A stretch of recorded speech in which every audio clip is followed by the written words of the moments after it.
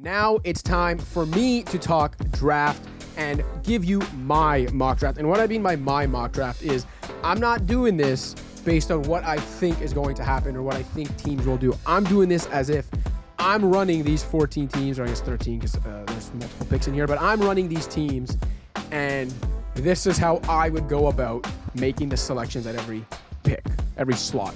So let's start, obviously, with number one. No surprises here.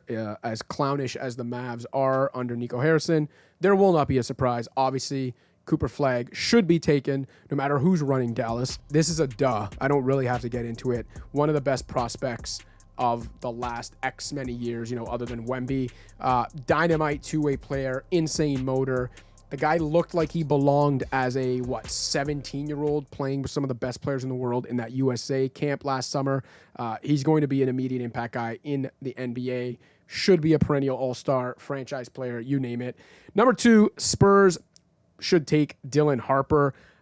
Again, another duh here in that as much as there's a huge gap probably between Cooper Flagg and everyone else, I think there might be an equally large gap between Harper and the rest of the field. If you're talking about guys with like superstar ceiling after Flagg, I think Harper's the only one. What he can do with the ball in his hands as a self-creator, getting to the rim, shooting everything. I think he's going to be a star in the NBA.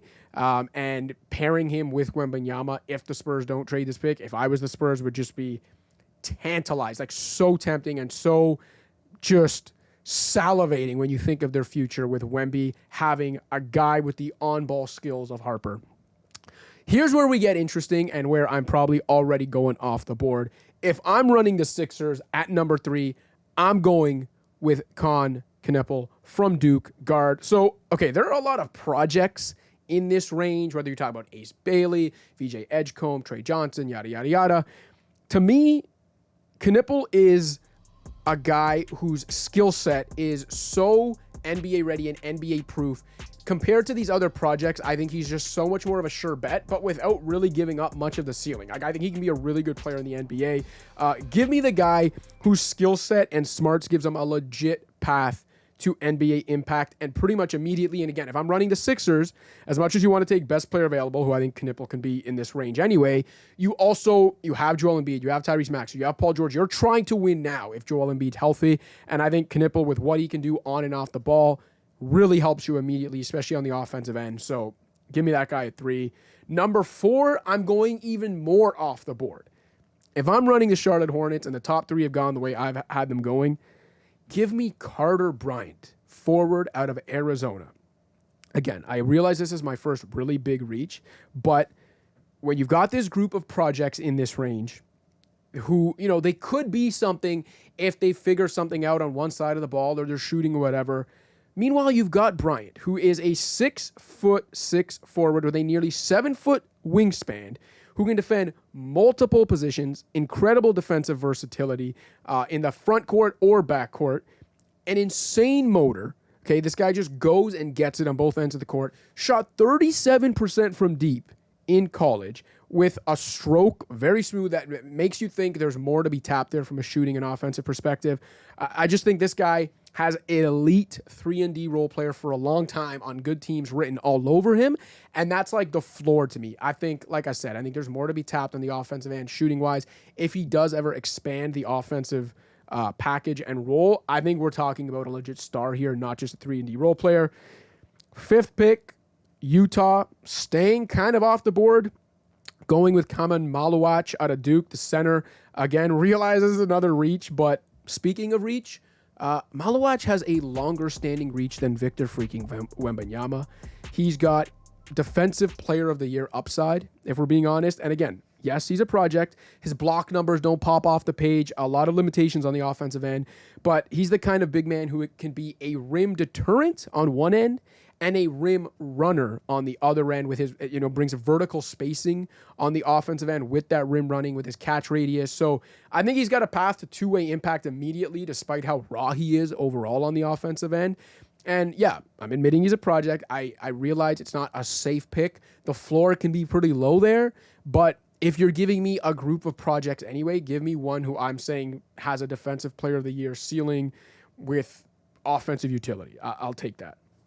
6, the Wizards. I'm going VJ Edgecombe, shooting guard out of Baylor. Probably doesn't have the overall ceiling of Ace Bailey, but I think as a defensive-minded player with a motor and work ethic on both ends, I think he's a smarter player than Bailey.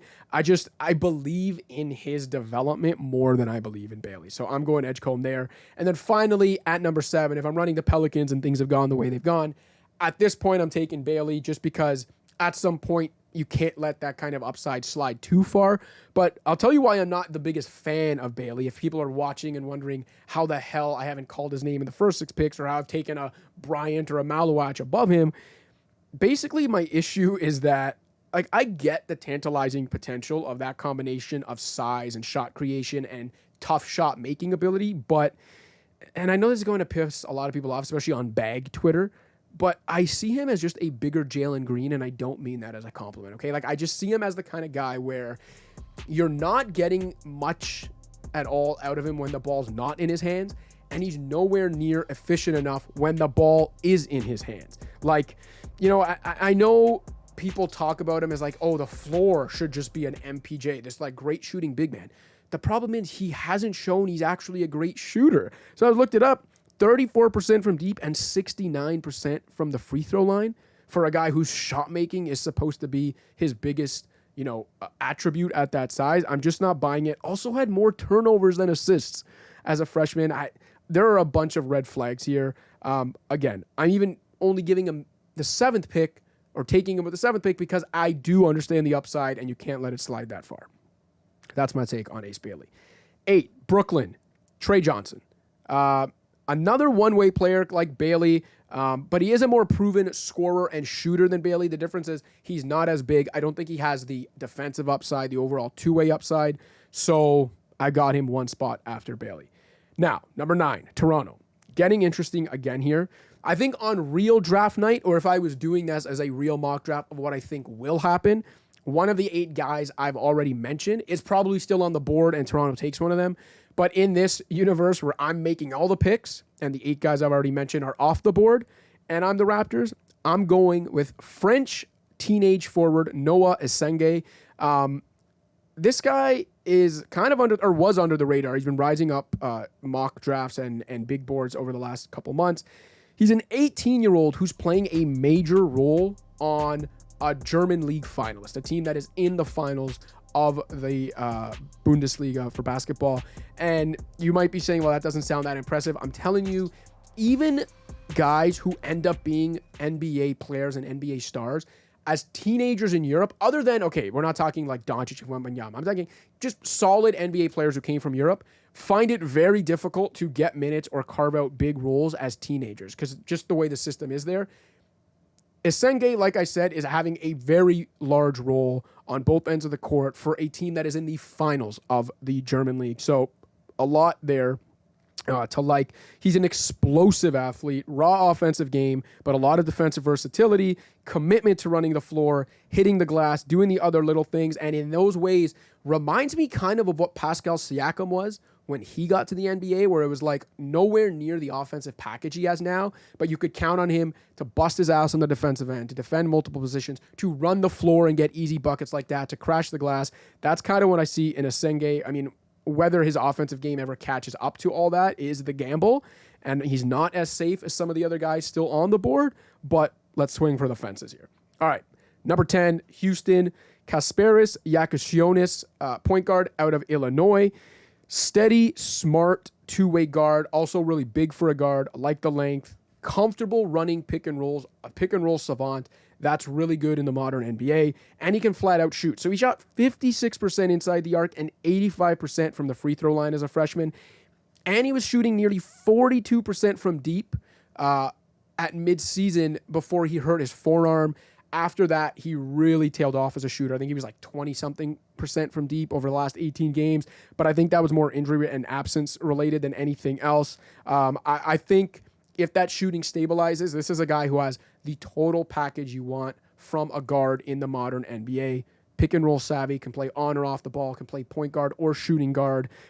Think he can be steady defensively. So I think this is a very safe pick in that Kasparis Yakashionis should be a valuable reserve for a long time, if nothing else. Like, that's his floor. But I really think if the shooting stabilizes, he gets an opportunity. I think there might be all-star upside here. So I'm not letting him get outside the top 10. 11, Portland, Jeremiah Fears out of Oklahoma.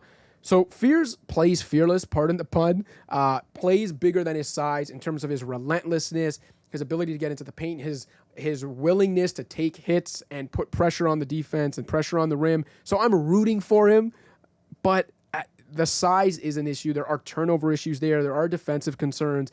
And so it makes it hard for me to take him over some of these other guys we've already mentioned.